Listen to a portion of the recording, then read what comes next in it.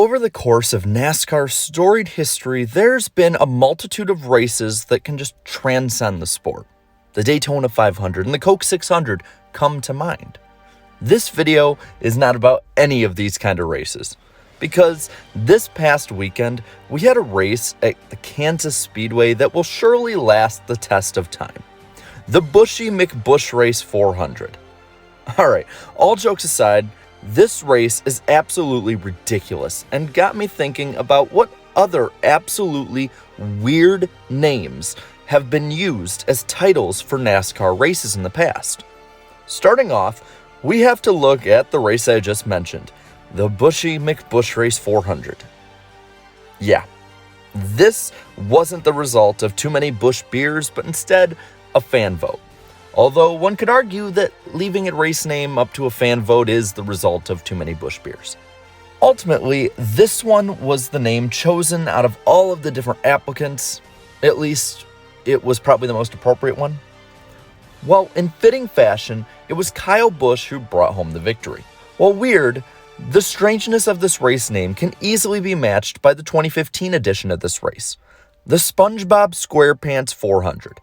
Yep, years before the NFL game on Nickelodeon happened, NASCAR had a SpongeBob race. They went all out with this one. They had the mascots of the main characters there, they had members of the cast, as well as SpongeBob walls and a SpongeBob-shaped trophy. It was an odd weekend, I'm just going to tell you right now. Another odd one was the 2-year span at Chicagoland where they were sponsored by the Teenage Mutant Ninja Turtles. In 2016, it was the Teenage Mutant Ninja Turtle 400, and in 2017, it was the Tales of the Turtles 400. I was at both of these races, and the thing that always stuck out to me was the mascots of the four turtles. Both of these years were abnormally warm ones for mid-September Illinois standards, so it should be no surprise that the turtle suits were soaking wet and they stunk to high heaven. Both of these years were dominated and won by Martin Truex Jr., so I give you a little bit of leeway if both these years blend together for you. Now there's other races that have similar names that are quite bizarre. From 2009 to 2011, there were races at both Michigan International Speedway and Watkins Glen that were sponsored by the same business. There was the Hell of a Good Sour Cream Dips at the Glen and the Hell of a Good Sour Cream Dips 400. I know this is an actual brand, but it still doesn't mean that it's not funny as hell. Now, I don't know if they did this at Watkins Glen, but I was at one of the Michigan races, and at Michigan, they passed out gift packets to fans, and the best part is they had bumper stickers in there that read, and I quote, "I had a hell of a good time at the races." Trust me, I wish that I could have dug this out of some container that I have of my old race stuff, but I just couldn't find it. It certainly was a weird span of time, and I immediately think of two things when it comes to this race. Number one is I'm always going to notice hell of a good, so the sponsor did its job. My first job was working in a grocery store as a teenager, and I was stacking shelves. And literally, any time I put these up, I immediately thought of the second thing that I always think of. This quote. We try to get as many spots as we can. Every point's a big deal out there, and I try really hard to take care of people, try not to be careless, and I don't like putting up with carelessness, and that just really me off what happened out there. Speaking of Watkins Glen, something that I always found weird was the, you name it as a sponsor, at the Glen. While unique having the race be at the Glen, it always was still incredibly odd. The one that always stuck out to me, at least as a kid, was the serious at the Glen. Why so serious? This was the name of the 2004 running of this race, which on its own was a decent race. But let's be honest, if you've watched, for instance, my collaboration with 5 Points Vids, you'll know exactly what race this was, as many people know it as the Tony Stewart poop race. Now another oddly named race was also at Pocono Raceway in 2015. The 2015 Windows 10 400. This is weird only for having two numbers in a row in the title name. That's it. If this race was simply the Windows 400, it would have had a much better ring to it. But Microsoft was pushing Windows 10 at the time. What's funny about this race also is that the calculations of fuel were mostly way off, and it ended pretty crazy. It's pretty, well, Ironic. in 2009, NASCAR also had a pretty odd race at the Las Vegas Motor Speedway. Every Cup Series race at Las Vegas Motor Speedway has been set up to be 267 laps or around 400 miles. All except one. The 2009 Shelby 427. This is named after the fabled car collector Carroll Shelby's Shelby Cobra 427 car that is made in the state of Nevada. This pushed the race from being a normal 267 lap distance to a scheduled 285 laps.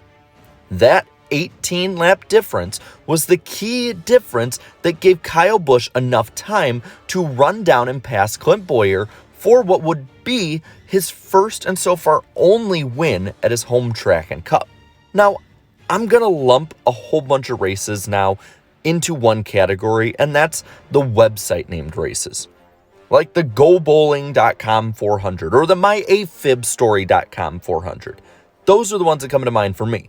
It just comes across as lazy naming. Same goes for the Your Name Here 400, represented or presented by Crown Royal. Crown Royal just seems to be gun-shy about solely putting their name on the title of a race, and it makes the names of the race absurdly long and jumbled. One that made no real sense also was changing the Winston All-Star race name to the Nextel All-Star Challenge. I get that obviously a title sponsor change was happening and Nextel wanted to have its own identity with this race. That definitely needed to happen. But calling these races challenges just seems like overkill to me. O'Reilly did the same thing a few years ago and it did not stick for that reason. Now, possibly the funniest race name in this video is this past February's Xfinity race name. The Beef, It's What's for Dinner 300. I give you zero BS right now when I say this. There were very noticeable amounts of laughter coming from the grandstands at this race when I was there.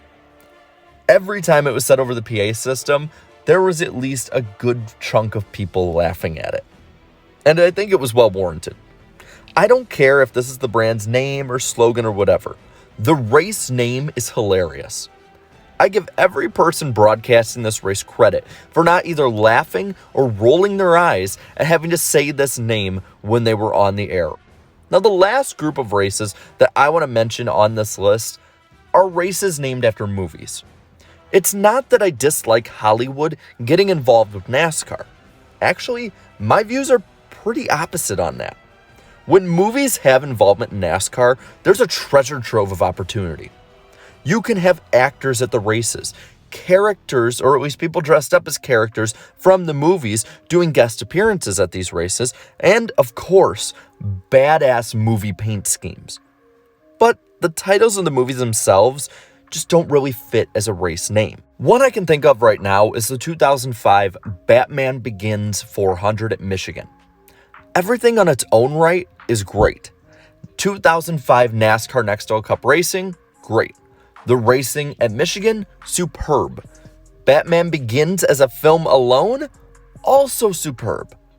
But the name just doesn't mesh as a race name. But these are just some of my opinions, and that's all they are, opinions.